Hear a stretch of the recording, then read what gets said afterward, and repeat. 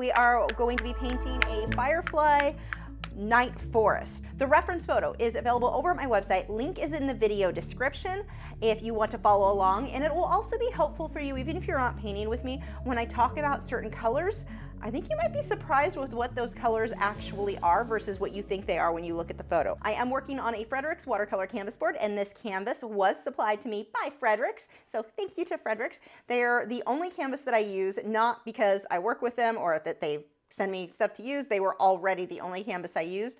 I've had so many problems with the generic crap from Hobby Lobby, from Michaels, from all of those. I hate them. So Fredericks not had any problems. I love their canvases. The reason I'm going with a watercolor canvas board versus like a regular canvas, because when I am working in acrylics, is that this is a super smooth canvas. So I can get just really, the blending, everything is just easy. The smoother the canvas is, the easier my techniques are going to be. If you find yourself struggling when you're painting, you can't get good detail, your edges aren't, like your tiny detail is just not looking good, it looks bumpy or rough, or you're having a hard time getting smooth blending, there's a very good chance it is the supplies you're using. That could be the paint, that could be the canvas. A smoother canvas works better for the techniques that I'm using. Now, if you do not have a smooth canvas, if you've already bought a bunch of I know, I'm one of those. I bought a bunch of canvases that were the Fredericks Red Label. And while, again, Fredericks is good, but it's a rougher texture than what my technique wants, I just throw a few coats of gesso on there, dry it, sand it with about anywhere between a 200 to 400, that range, grit sandpaper, and I'm good to go. I've got a smooth surface. The point is you want a very smooth surface, and that is why I'm using the watercolor canvas board. And what I'm doing on my reference photo, I have dropped that into Photoshop. I'm able to use an eyedropper tool, and I have a video showing you how to do this. I'll put a link in the description when this is edited down. Any sort of photo editing you have, you can use an eyedropper tool and see the actual color that you're trying to match. Because if you look at this reference photo, we look at that background and you're like, okay, it's a bluish color. It's actually a very grayish blue. I may not have caught that if I was going with what my eyes saw. The ground, that's purpley gray. That is not tan. There's no tan at all. There's gray and purple. Those are our colors. The green bushes in the background, not green. Those are teal. Like, it's so different. I may still use green, we'll see. But it often is not what we think it is, and that's where using, if you're struggling with figuring out what colors you are trying to mix, using an eyedropper tool with Photoshop or some photo editor can really help you with your reference photo figure out what colors you want. So in my case, I'm just going to use what colors were already on my palette. I don't care. I'm just going to mix some blues and purples. I am just stirring these together. I'm making a hot mess. And I'm going to grab, crap, one of these is transparent mixing white and one is normal white. I think that's the normal white. I guess I'll figure it out. Now I'm way too dark. Let's grab, I'm gonna have to put more white on my palette. Oh, I'm gonna need a lot more white. Let me grab that. So one of the things that you want to watch when you are mixing paint, I'm mixing a whole lot because I'm going to paint the entire background this color. Now see, this color here is way darker than what I want. So what I'm going to do is start out, I'm just going to pull these colors off to the side and kind of make a separate batch and then mix into it. So what's happening here, I'm fading from gray into these tealy blue colors. I've got multiple colors coming out, and it makes it easier for me. Instead of stirring into one batch, I can pick the color that I'm really going for from this. See how I'm going to stir this into it. I'm not going to take a scoop, go into the middle and start stirring. I'm going to end up with way too much of not the color I want. Throw some purple, grab some of you. Some of these are starting to dry. I'm going to have to get more out on the palette. I'm just trying to use up my old paint, but I still want to mix a decent, yeah, I'm going to need a lot more purple. Let's grab that. This one is Quidonkadonk Magenta. If you are new here, yes, I know I'm not saying that right, but I can't say it right, so that is what I call it. And I'm going to get some Prism Violet. Deep Violet would work as well. She's going to toss some of that. I just want to get more of a purpley blue, so I'm going to tint that color by pulling it in. Same thing. See how I didn't just scoop and start stirring? I would have ended up with too much of not the color that I was looking for. Let's see. How's this color? It's too dark. I'm going to pull some more white in there. Now I am kind of stirring it right in the center, like I said not to, but that's because I know from experience I'm going to need a lot of white to lighten that to where I want. So let's check this on the canvas. It's a good color, but it is too dark. So I'm going to mix more white and more white. There we go. That should work. And I'm going to mix some water in with that. And we are going to just, there we go. That is a Mine looks light blue on there. I'm gonna have to adjust the temperature, but this is a beautiful periwinkle blue. My gosh, that is a pretty color. I am such a huge fan of periwinkle blue. It's like not purple, not blue. Okay, it's blue because it says blue in the title. You guys will laugh when you see the difference here and there. The color on my canvas is not what you were seeing on that screen.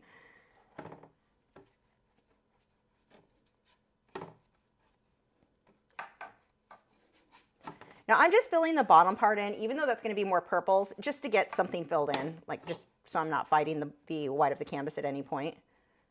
And I don't even care about brush strokes at all. There is no need. Normally, you know, I use the mop brush to soften it out. I don't need to because I'm going to be putting brush strokes in on top of this. But first, I want to wash my brush. And the way that I rinse this, I've got a lot of paint on this. I was mixing the paint with it and then painting. There's a lot of paint there. First thing I'm going to do, so that my water doesn't get too gunky too fast, I'm just going to wipe it off on my paper towel. Just pinch that. Get as much paint off as possible. And then I can go ahead and rinse my brush. So the reason that we want this canvas, we want it completely dry. Sometimes it'll feel dry to the touch, but it's not really. And so you start putting your next layer on and it just lifts off that previous layer. I want to go over this with my tracing and transfer paper really quickly right now and sketch in about where that bridge is going to be, just so I know how far down I need to come with my, my trees in the background. So I've already pre-drawn out my, you can't really see it. I just have the bridge, the little, well, over the path, the little fence. So all I have to do now, assuming this transfer paper is still good because it is really old, you can see, oh, you kind of can, it's overexposed. But now I can just come through and this will give me an idea of the trees. Now, I'm not going to try and make my trees exactly like the photo because the position is kind of weird and I don't love all of them. And I'm not going to put in as many anyway. So there's no real reason for me to get that exact. But I wanted to get the perspective of the fence good and not waste a bunch of time fussing over it, which if I freehanded, I would be fussing over it. So there we go. Good enough. I can draw that back in if I need to, if I paint over it, but now I know how far down my trees need to go. Now the thing our main goal here is to get this background to have depth. The funny part is the fireflies are kind of our focus here, but they won't look good if we don't get that those trees in correctly in that background. So what I'm going to do is take another filbert, so a slightly rounded tip brush, you can see there, and this is going to give me the brush strokes that I want. What I will go through is take white, take a little bit of that blue so it's not straight white, and I am going to start creating brush strokes in here. It's going to be, actually, let's get a little bit of water. I'm going to take my fine mist sprayer, slightly go over that, and that's going to make my brush strokes really smooth so I don't end up with too much of that grainy, gritty look. And I need to just start breaking up. This is where that sky is. And I'll go back and forth. I will also pull in the previous color that I mixed. We're just going to build this up. And I'm going to go through pretty quickly, but you can take your time. You don't have to go through, whoops, I just pulled a blue I don't want. You don't have to go through quite as fast as what I'm going. Just pause the video and catch up as needed. There we go. Now I've got enough water on there. And I'm not even going to worry about where those tree trunks are. I just want to start creating some, and notice that I'm twisting and turning that brush. I want variation. I don't want to just keep making the same brush stroke over and over again. That looks ridiculous. So, more water. Break that up. And I want variation. Some of these are going to need to be light. Some are going to be darker. We're just starting to create that look.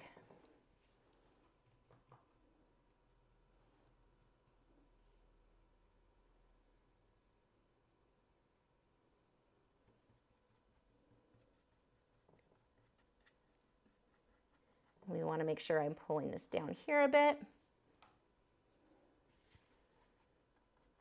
Now, technically, I didn't need to paint that background that color first. This just makes it easier so I'm not fighting that white of the canvas. That's always a challenge when you start painting those first layers where you're going up against the white, trying to make sure you get everything filled in. If something shows through here, it's just that really pretty blue, that background color.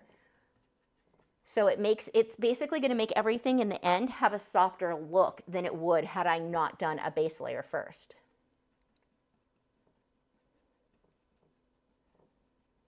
And some of these I want smaller brush strokes, some are going to be bigger. So I'm pushing harder for the big brush strokes, barely letting the brush touch when I want the thinner strokes. So like down here in the distance, we'll get into these smaller ones. We're going to be pulling a lot more of the blues down there anyway.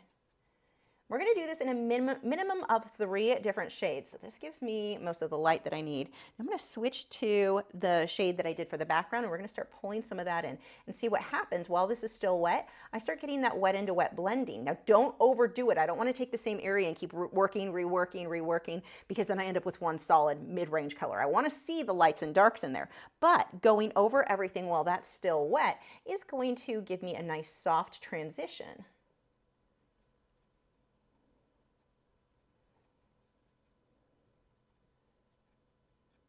And we need these brush strokes showing. So very different than you're used to seeing me work.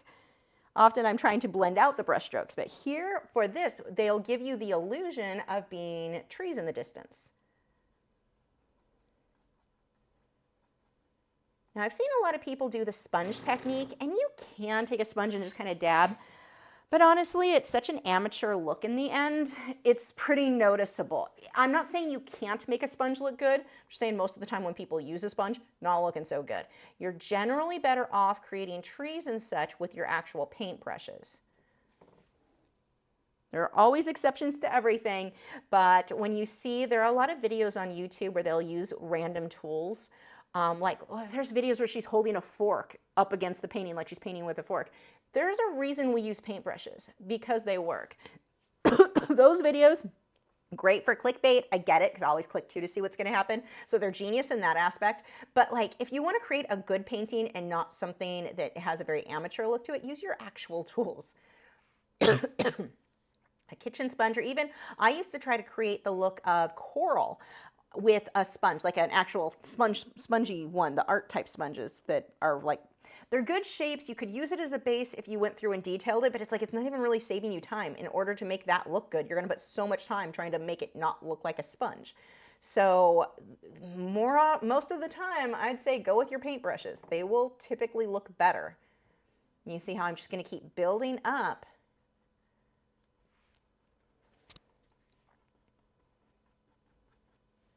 And so right now, this doesn't look like a whole lot of anything. We'll get there. Okay, I'm gonna start creating some of the trees in the distance. I'm gonna use the same brush, but I'm gonna hold it to the side so I get these thin lines. Actually, do I wanna dry this? I think I do, hold on. These are gonna be the really, really off in the distance trees.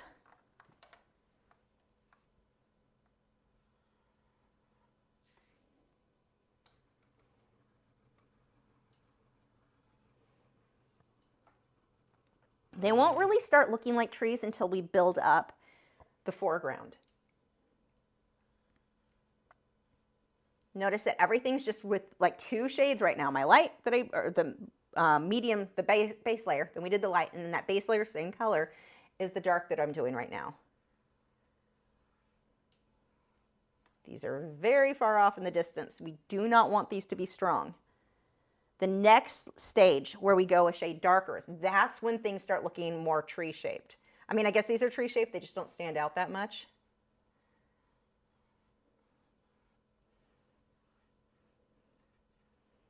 Okay, that is good enough. So super far in the distance trees, I'm actually gonna use a slightly smaller brush if I have one. I do, I'm in luck. So I'm going, it's not a lot smaller. You can see the difference in size. Just a little bit smaller there. And I am going to pull some of the white just a little bit in here. Let's just brighten some of these up. But I want it to be small so it has more of like you're looking through tree branches.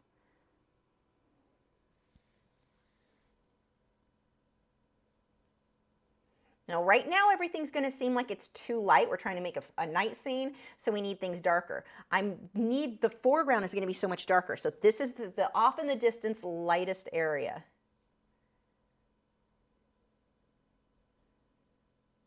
And you can do as many different brush strokes. I mean, the more the better, really, here, when you get a lot of variation in the size.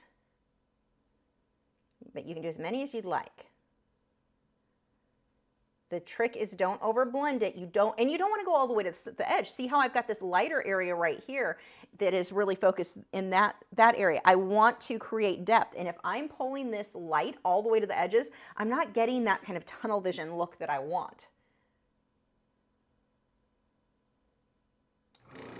I am also putting this in between those trees in the background too. I'm not going over those trunks for the most part.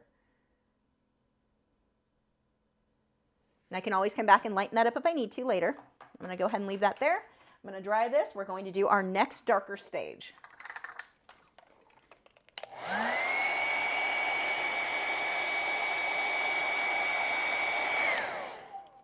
Or mostly dry it. This one isn't that important that it be perfect, but I need to get a darker shade now, and I can use that same brush. Let's see how much darker. I'll use my handy Photoshop tool. I'm going to have to pull a decent amount of purples in with that blue. This is cobalt blue mixed in with, ultramarine would also work, mixed in with those violet and magenta colors.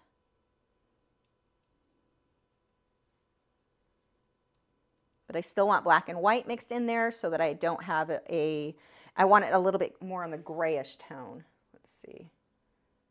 Pretty good. Maybe a little bit more black and white. I'm going to mix the black and the white separate though, so I don't get too crazy. Just pull that in. So I notice, well, if it's accurate, this is the color I've been pulling from here. It's the same color, it's just a few shades darker, less white.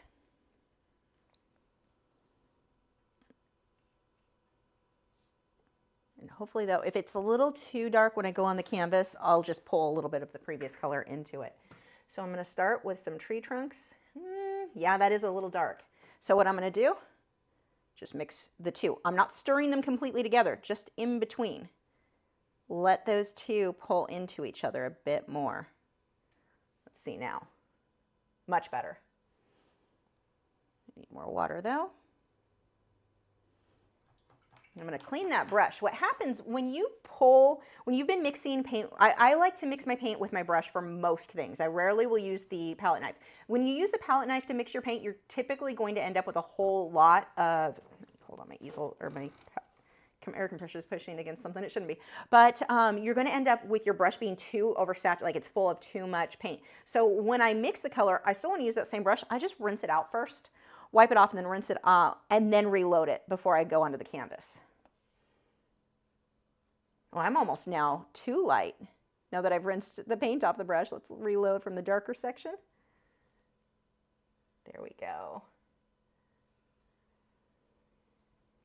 Notice that I'm going right over that fence. I'm not even going to worry about it being there.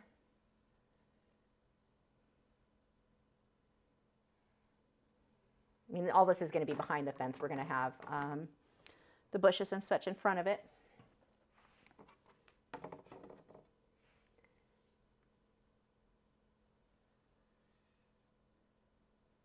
And I've got some branches coming off of it. So we'll go a little bit thicker towards the bottom.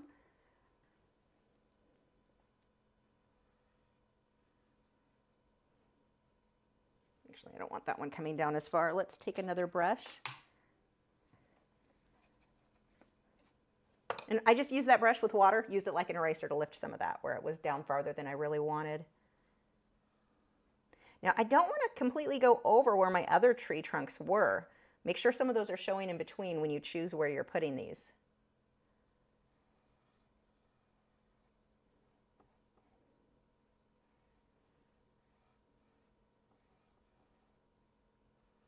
I'm going to get some variations, so some of these are thinner. I'm going to use a liner brush or a round brush, either will work. And we're going to get some branches in. Do I have, where's my round? That one will work. Let's start getting some of these little twig branches, little guys.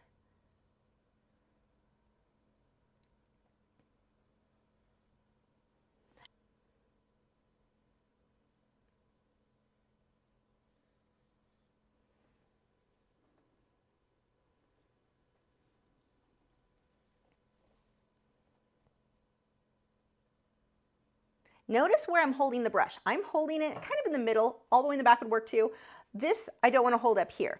That would actually give me less control. By holding it at a distance, I've got I can make a long brush stroke, whereas if I'm up here, I can't, I'm not going to make as long and nice of a stroke there. I actually have way more control by holding it back here.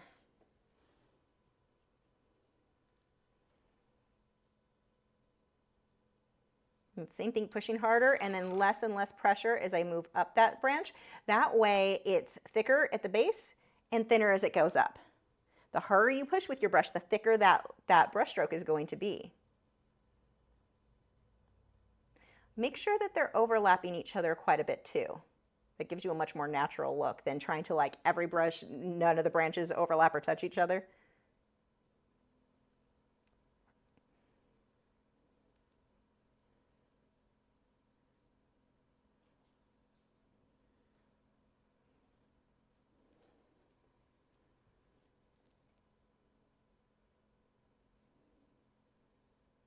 Okay, that gives us a decent amount. Now I want to come through. I'm going to take a stiff brush and I want to start getting the hint of a little bit more defined strokes for the tree. So what I'm going to do, this brush is fairly stiff, pretty damaged. I intentionally never clean this one very well. Never use soap because I want it to be more stiff. I'm going to give us the hint of some trees up, or leaves up here. Fireflies, so it's not a winter scene.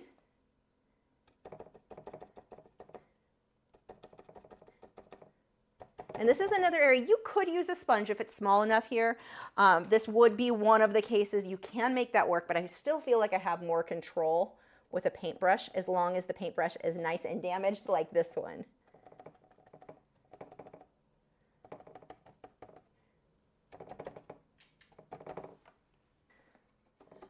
Oops, that was a little messy, so we'll just dab that a bit more. Get a few more guys back here.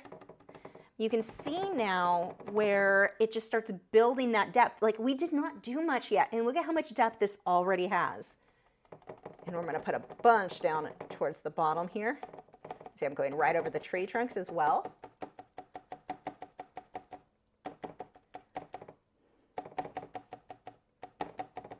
I want the edges filled in a little bit darker, so again, we have that center that's lighter.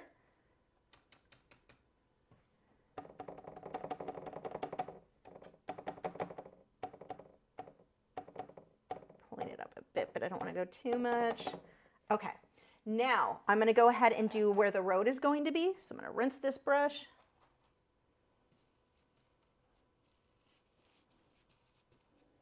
Not rinse it well, because the more damaged it is, the better it works for how I need it to. This is just one of those super cheap brushes, like a generic one that came in one of those kits with like a small canvas brush holder, and it had a whole bunch of these. This brush I've probably had, well, it's older than my dog's, that's for sure. I've probably had that one for 15 years. Okay. Not that it takes that long to damage a brush, but there we go. So now I need more of a purple gray. So I'm going to start a new batch, and I'm using the deep violet. I'm going to pull the same cobalt blue though. I'm going to make my purple out of that. And anytime you've got a grayish tone, you know that means you need black and white. So that is what gives us the gray. So I've got to pull black and white first. We'll just make the gray tone, and then I'm going to pull purple into it. I think I'm a little too gray there. Let me see color-wise. More purple. So I'm just going to take more. This was Prism Violet. Deep Violet's pretty much the same. It's like magenta. If you've got purple dioxazine, that would work fine as well. That works. I'm going to need lighter areas, but we'll just go side to side because we want this to look like a road. I don't want a bunch of diagonal lines.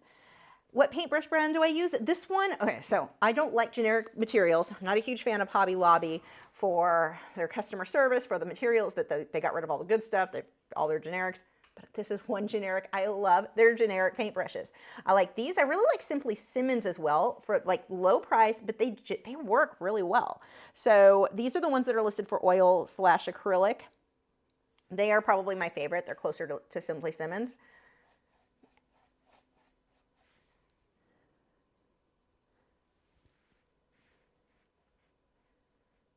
Now road's just going to kind of fade off back there.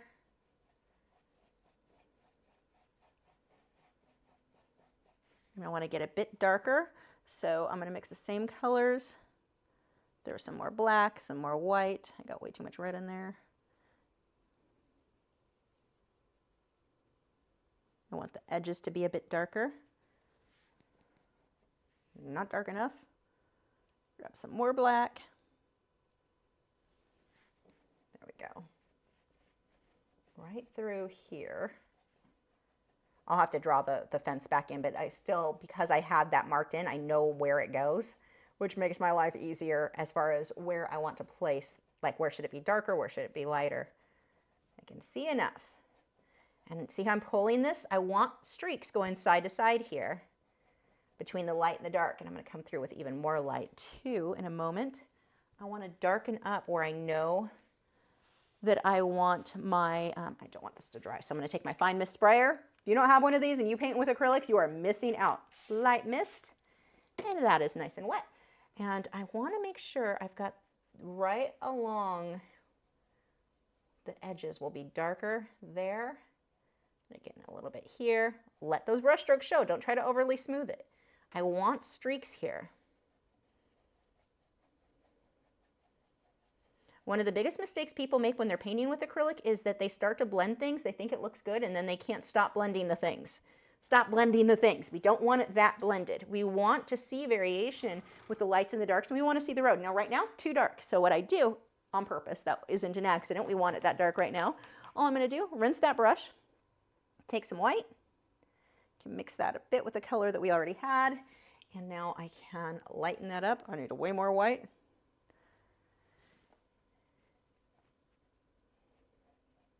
We've got these lighter patches in here. Same thing, side to side.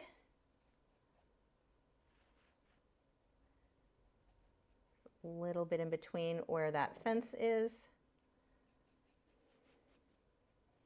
Let those brush strokes show. Now these horizontal lines have to be perfectly horizontal. You do not want them slightly angled. It's not going to look cute. It just makes it look like warped in a not cool way. Try to keep these more horizontal. You want them parallel to the edge of the canvas there. A few patches that are a little bit lighter over here. Okay, and I'm going to flick what will look like a little bit of sand and dirt in there. It can stay wet, that doesn't matter, but I'm just going to take some, whoop, that's not the right white. I want that white, a little bit of water. I don't want too much of the light because I'm actually going to do most of this with the dark, but I'll do a little bit. Don't overdo it. I'm going to flick so it starts to look like gravel and sand and dirt. Only in the foreground, not back here, because back there you wouldn't see that level of detail as you move your way back. We're just doing some up here. Now I need to go to the darker color. Actually, let's rinse that first. These brushes, the stiff brush, as it starts to get too wet, it's not going to work as good for flicking paint. I'll have to switch to one where I have not overly saturated it with water. If you do that and it's too bendy, it just doesn't flick paint well. Oops. Like we're starting to get that to that point. I also need that paint thinned out with a decent amount of water. If it's not, if it's too thick, it won't flick either. So I'm just using black here. Yeah, see, like it's too wet, so it's taking a little bit more to get it to show up. And then I'm going to smooth that out just a bit. My brush is a little bit wet. Just smoothing those little pebbles.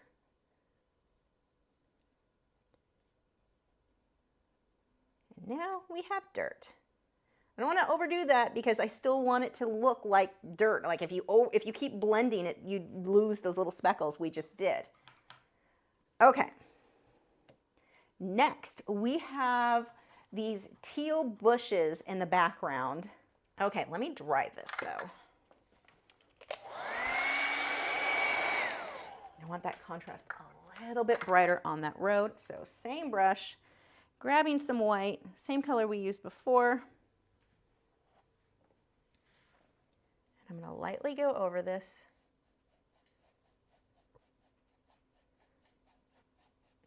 I'm essentially dry brushing it. Now, dry brushing is not a technique I'm a huge fan of. I think it makes you look like your work tends to come out looking like an amateur. But On this type of canvas, it's so smooth, it doesn't look like I'm dry brushing because it is that smooth. So dry brushing is where there's not a lot of paint or water, so I'm not like it's blending, it almost looks wet into wet. But if you're using a rough canvas and you dry brush, it catches the tooth of the canvas and it's bumpy and you look like an amateur. That is what dry brushing in 96% of the time is a technique used by amateurs. There are exceptions. There are in lots of paintings, there's going to be a time where dry brushing is the right call and it will look amazing. It doesn't look like an amateur. But those are few and far between. More often than not, like a lot of the books that I used to, this is why I never really got into art books. Most of them were like, oh, you're an acrylic painter, you've got a dry brush. Let me show you this cool technique, and then you're going to use it on everything. And now you forever look like an amateur because the book told you it was good, so you trusted the book. Now everyone on YouTube is teaching you dry brush everything, and it's like, why are you creating, like it doesn't look cute. Someone's going to get mad at me because they love dry brushing, but I'm telling you, if you love dry brushing, your work probably, we could make it so much better. We could so much better. Anyway, moving on. So that is good. We are now going to get the bushes. Actually, I need one more stage before I start the bushes of the darkest of trees. So let's do that first. And I need the same colors I used before, but darker. So we're going to take a bit more black. Now I'm darkening everything with black. Black is not always the go-to. That's what you would always want to darken things. It's just in this case, because we want that somewhat desaturated look, it is the right choice. But don't think that just because you want something darker, always go to black.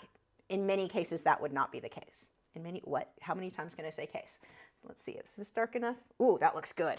And the color, the other thing, the color is slightly more saturated. It's not as gray. Great, because it's closer to the viewer. That makes more sense. So let's get a few thicker trees in here. Oh, that is not purple enough. As I put pressure on that, I don't like it. I'm going to grab some more purples. Much better. I need some more water on that brush though. I'm starting to get a dry brush look up here. You know, the amateur thing I was talking about. Yeah, hi, I'm a pro. But it's one of the things, like if you were to go to an art gallery and you see acrylic paint, if they have a lot of acrylic paintings in there, most of them are not taking an artwork that was dry brush. That is kind of your, I'm a beginner sign.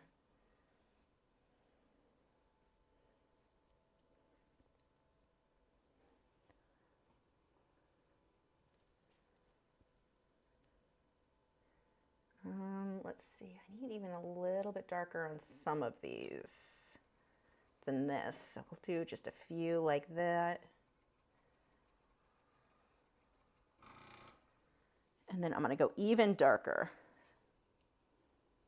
Too dark. Stir it out from the side.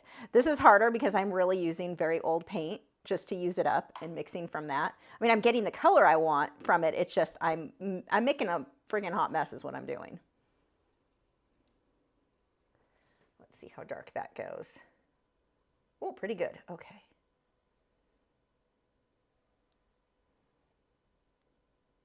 I do need to clean that brush though and reload it because it's too frayed. Let's get that in better condition.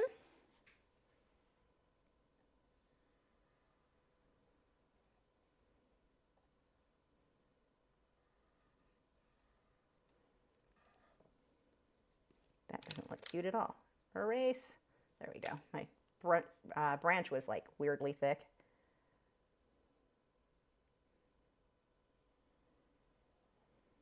And see how we have so many different levels of light to dark, going from the lighter trees in the background to the dark.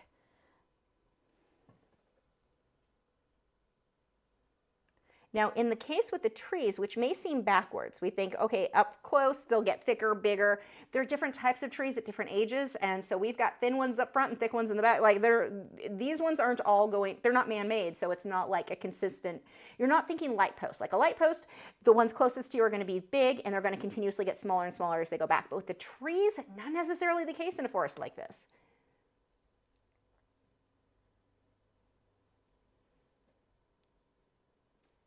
And we're even going to get a few little twiggy guys in there. I'm going to rinse that brush.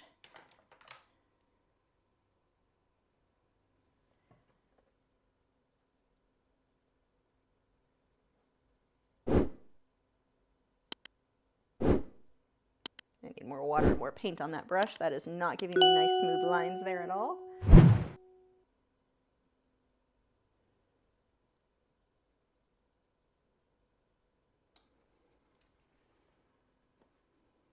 I want to show you what this is looking like right now, because as usual, the color is not quite the same on the easel. We've got more of the periwinkle, the grayish tones. The light is really bright. I'm trying to get it where the glare isn't so bad. We're getting some nice depth in there. I'm actually going to do a mixture of teal and a little bit of phthalo green. Phthalo green is closer to blue on the color wheel. So that is going to give me more the look that I'm going for.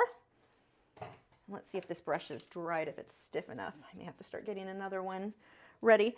Now this I want to do in the same way. We're back here. These ones are going to be more light, and when I get up close, we're going to get darker with that color. I'm going to actually mix this with a different brush. So I've got some green with some phthalo blue. Let's pull some white, a little bit of black so that it's not too saturated. Kind of off to the side, but it's more of an aqua color. And we're just going to dab some of that back here.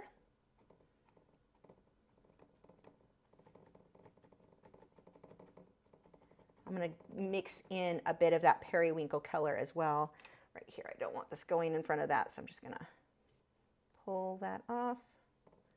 I can paint over it if I need to.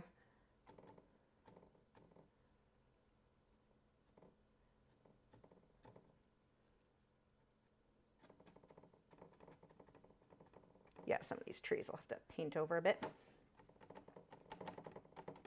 Now I'm going to pull that periwinkle color while that's still wet. We can mix a little bit of that in there so it's just fading right along the top there. So there are our bushes just off in the distance. Super easy. Now as I move forward, we're going to get to a darker color, but it's still like, it looks green, right? I barely used any phthalo blue or phthalo green. That is almost all turquoise. Darken this up and smooth that out.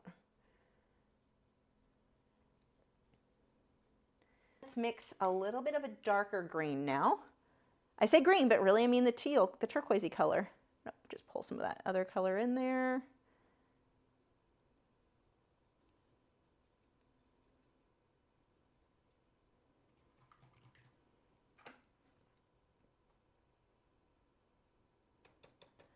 Mix some black into that.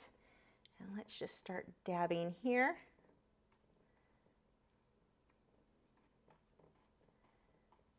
So we've just got some bushes up front, and I basically double loaded this brush. It has some green. Well, I keep saying green because my brain says this is green, but it's not. It's some turquoise and some black in there.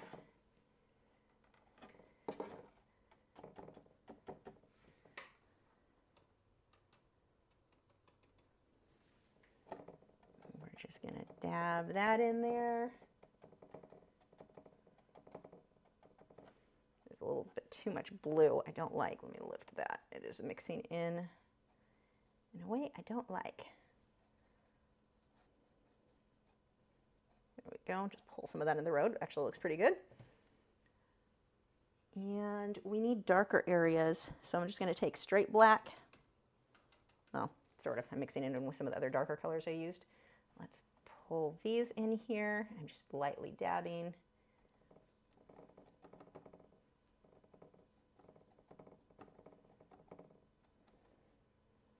We're almost at the part I'm looking forward to the most, putting in the fireflies.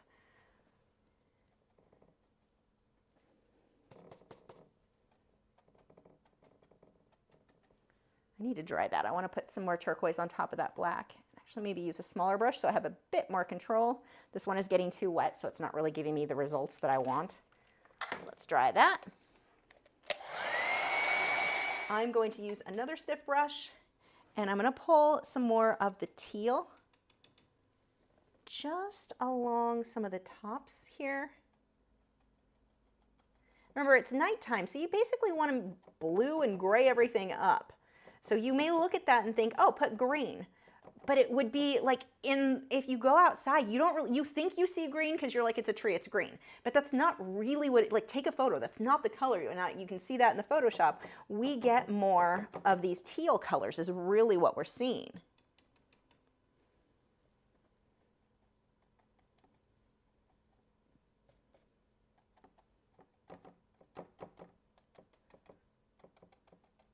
So I'm just kind of making these clumps and clusters between the lights and the darks in here, just to break up those trees. We'll break up this line as well.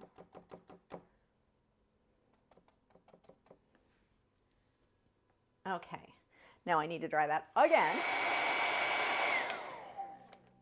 Rob says I vote no fence. You don't think? What do you, let me guys know, guys, no fence works. Let me know. I need more votes. I could go either way on this. Okay, we're not going to do the fence. We're going to jump into fireflies. So there's a few ways we can do fireflies, but the main thing, we want to start getting a glow. And I'm going to use the airbrush, but I'm going to show you how to do it without as well, so don't worry if you don't have one. The first thing I'm going to do is I'm just going to flick. I want this to be one of those with a lot of fireflies. So I am going to mix, oh, my palette is a hot mess of color I don't want. Let me clean this up. So I'm just going to take a razor blade. Super easy to clean up.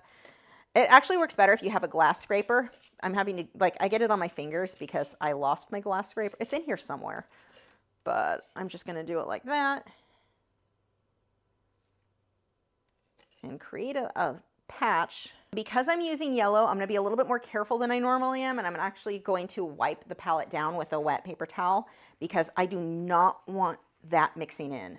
You get that, I would end up with green. There's not even green on this piece, but because the blue is on the palette, I don't want that mixing. If it mixed with purple, no problem. It mixes with blue, I now have green, and that's not cute. Nobody wants that. Okay, now I've got the white. My white has a lot of blue in it though. We're gonna do a new patch of blue, or white. I don't know the words. Okay, I am going to mix my yellow oxide and white. I'm gonna dump a bunch of blue in there, or water.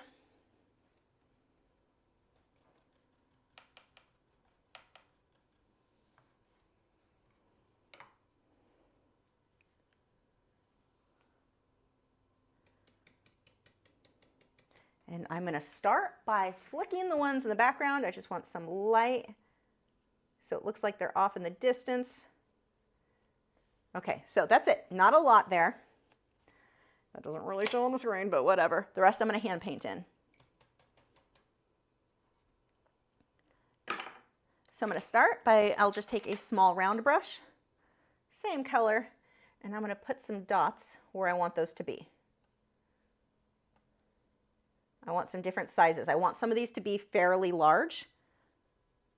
And that was one of the bonuses of flicking some of this paint. You can't see it that well. Let me pull it over into this one.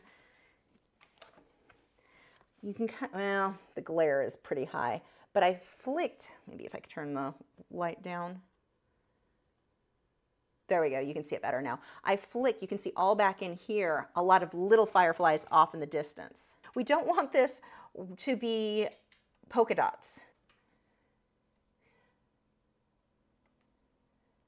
So we're just dotting those. Now you could leave the fireflies like this and it'll look enough like fireflies, but some of the ones in the front, I want to have more of a glow. So we'll first dot these. And there are a bunch of different ways you can do fireflies. Like this is not, what I'm showing you tonight is not the only method. I'm going to show you two methods.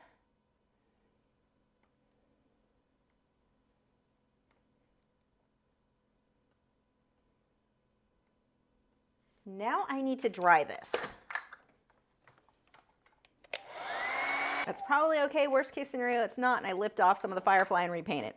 That's pretty much what's going to happen. Okay, so what we're going to do now is, you remember that dry brushing I was telling you looks so bad? This is a smooth canvas, so it's going to look amazing. So I'm going to break my own little thing. Let's grab, need something to spread it around with. So I'm going to use two brushes for this. This one is kind of fluffy. I'm going to use that to spread the paint around with, and then just any brush to apply it. Actually, I'll use the other one I was previously using. And I'm going to take just the yellow oxide, yellow ochre. It's basically the same thing. yellow, I think it's usually listed as yellow ochre with oil paints. My acrylics list what appears to be the same color to me. I don't know, it could be different. Scientifically wise, pigment looks the same to me as yellow oxide with my Liquitex Basics. I'm gonna go around the edge, actually over the Firefly and the edge, right around. You can leave it like this, so it's a harsher line. I don't know if I can zoom that in. Actually, let me blend that before it dries too much. I'm just gonna smudge out the edges. See, I waited too long and I create a circle. Let me wipe that off. Actually, since I'm gonna wipe it off, I can zoom in then. And we'll do that again. So what I'm going to do, I've got a brush that's slightly damp. I've got the yellow ochre. I'm gonna go right around, kind of back on top of that. I'm just going to lightly smudge that in a circle. This gives me that glow. And then I can take white or the lighter color right in the center. Now you can do that first. You don't have to do the dots I previously did. The dots were just kind of me mapping things out where I wanted them. The other method is going to go much faster for me, is with the airbrush. So the reason that I've got to put some white in there is that the yellow is too translucent, so it wouldn't really show up that well. First, I'm going to put a couple of drops. Airbrush Flow Improver. This is going to help my airbrush not to clog up by putting just a few drops in there first. Then I'm going to put a few drops of white paint. And then this one is Dairy Light. Ah, the Dairy Light yellow made up color, I swear, is made up. That isn't, but I'm not educated enough to know that. Is a real color. Sorry, Pan Pastels. You've proven me wrong. I saw that color on Pan Pastels recently and was like, why do they call it that? That's a made up thing. And someone explained what it comes from. I still insist it's a made up name. Just call it yellow. Paint flowing. Okay. And I can just go through here. This is more white than I want it to be. I'll just airbrush yellow on top. I'm just going to go right over all of, let's see, there we go. So I'm getting this really soft glow. And I'm not going to obviously do this on the teeny tiny ones. I just want this on the bigger ones that I hand painted in.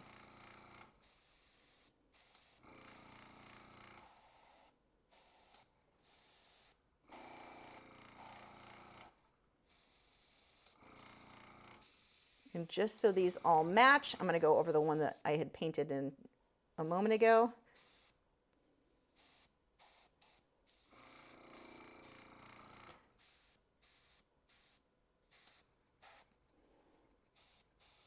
Now that is way too white, so what I'm going to do is rinse my airbrush really quick.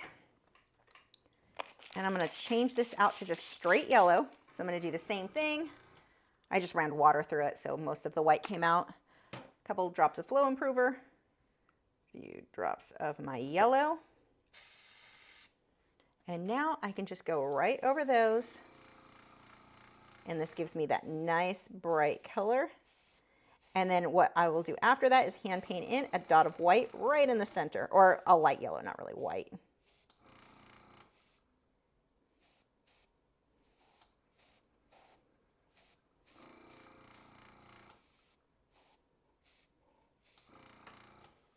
There we go. Now let me rinse this. So that is it for the airbrush. You can see how much faster that went than if I had gone through and shaded by hand everything. It's not even necessarily that one method is better than the other. They're just two different ways to accomplish something very similar. Now I'm going to go back, do the same thing, take my smaller brush and get that light center.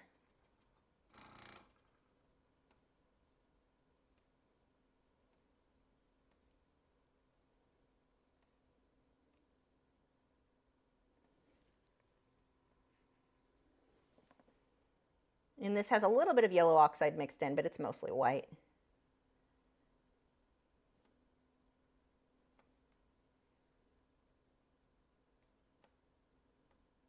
This light center is very important because this helps you really get that glow look that if you didn't hand paint that in, you could do it with the airbrush if you've got a small enough needle, but this is going to make a huge difference in looking like it's more of a glow. Which is dotting the center of those. There we go. That is it for this one. I need to sign it now. So I will sign that with a liner brush. And I'm going to just move this down here so we can see the bottom. And just to make sure my signature looks like my signature, I need a white charcoal pencil. I'm going to hold this actually in my lap first, but all I have to do is use this pencil and sign my name where I want it. First I need to decide which side I want it on.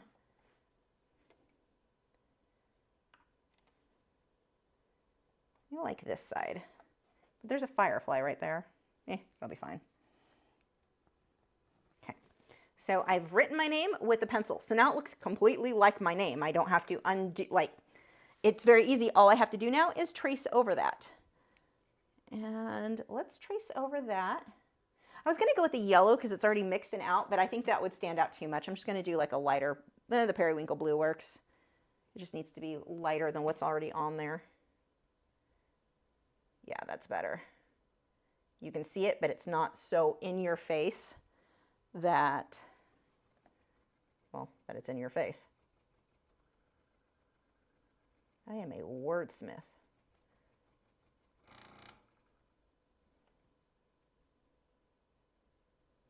Make sure when you sign your name that you are leaving room, because the person who buys this would want to frame it. You're going to have a little, maybe 1/4 inch, maybe not that much, but you'll have a little bit where the frame overlaps there.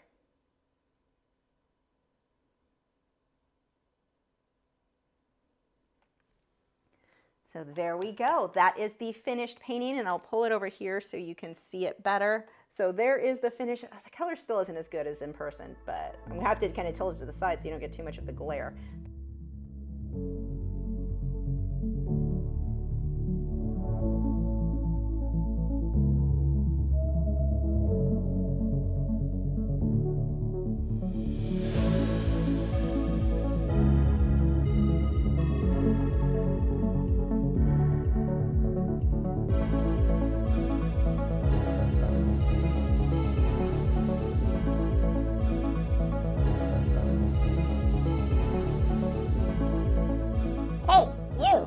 Yes, you. I see all your unused art supplies over there.